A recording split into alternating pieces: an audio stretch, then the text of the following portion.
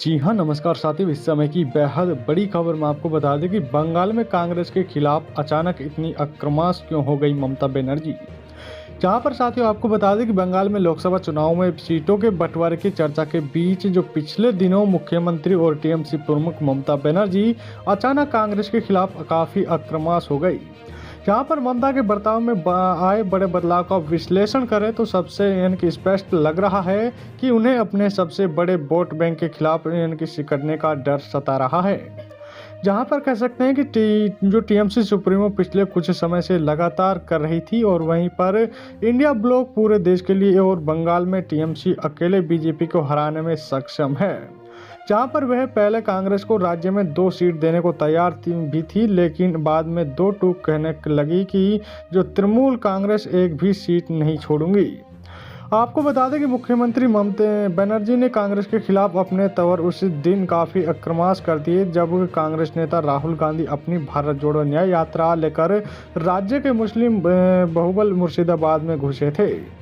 जहां पर शुक्रवार को ममता बनर्जी ने एक धरने के दौरान कहा कि मैंने कांग्रेस से कहा कि 300 सीटों पर लड़े, बाकी इंडिया ब्लॉक के अन्य साथी लड़ेंगे, और लेकिन उन्होंने नहीं सुना। अब वे मुस्लिम वोटरों में बहन की बेचैनी पैदा करने के लिए राज्य में आए हैं। जहां पर वो बोली, बीजेपी हिंदू वोटरों में यानी कि हड़बड़ी पैदा करने की कोशिश कर रही है और हमारे जैसी सेक्युलर पार्टी का क्या करेगी मैं नहीं जानती हूं कि अगर कांग्रेस 300 सीटों पर लड़ती है तो 40 सीट भी जीतेगी। आपको बता दें कि बंगाल में 27% मुस्लिम वोटर हैं और परंपरागत और राज्य में मुस्लिम वोटर बैंक में कह सकते हैं कि एक तरफा जो लेफ्ट फ्रंट का कब्जा होता था। जहाँ पर 2006 से लेकर 2008 तक के राज्य में कुछ ऐसी घटनाएं हुई जिसके बाद ये वोट बैंक पूरी तरह से ममता बनर्जी के साथ हो गया। जहाँ पर हमने कह सकते हैं कि इनमें रिजवानपुर रहमान आत्महत्या कांड और शिगनूर और नंदीग्राम जैसे आंदोलन जो शामिल हैं, और पिछले 5-6 वर्षों में राज्य में 5 जो पंचायतों से लेकर विधानसभा चुनाव में भी ये मुस्लिम वोट बैंक पूरी तरह से टीएमसी के साथ नजर आए हैं। आपको बता दें कि इसी का परिणाम है कि 2021 के बंगाल विधानसभा चुनाव में भी कांग्रेस लेफ्ट में गठबंधन के बाद इन्हें एक भी सीट नहीं मिली, जबकि इंडिया जो कह सकते हैं उन्होंने इंडिया सेक्युलर फ्रंट और इनके आईएफसीएस जैसे कि कथित कट्टर मुसलमानों की पार्टी से भी तालमेल किया था। आपको बता दें कि बंगाल में जो मुसलमानों का ममता की पार्टी के पिछले एक तरफा झुकाव की कई वजह हैं, जहां पर 2011 में सत्ता के आने के बाद सही जो टीएमसी सरकार ने इस वोट बैंक को रिझाने के लिए कोई कसर नहीं छोड़ा है।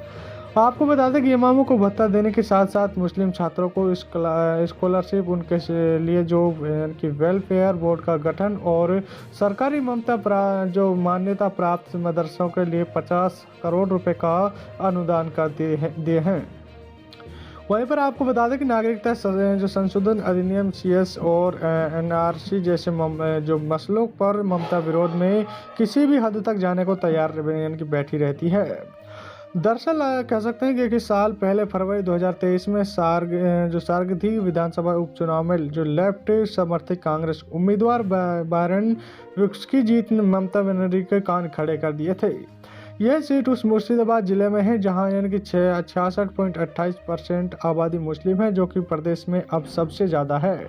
हालांकि बाद में विश्वास भी टीएमसी में चले गए, लेकिन ये संदेश जरूरी निकला कि बंगाल का मुसलमान भी मौका पाने पर ममता का साथ छोड़ भी सकता है। साथियों, जहां पर आपको बता दें साथियों, इस समय की बेहद बड़ी खबर है। ज़्यादा से ज़्यादा शेयर करें, वीडियो को लाइक करें। अभी तक चैनल से नहीं जुड़े हैं तो चैनल को जरूर सब्सक्राइब करें, जिससे कि आपको हर महत्वपूर्ण खबरें मिलती रहेगी। धन्यवाद।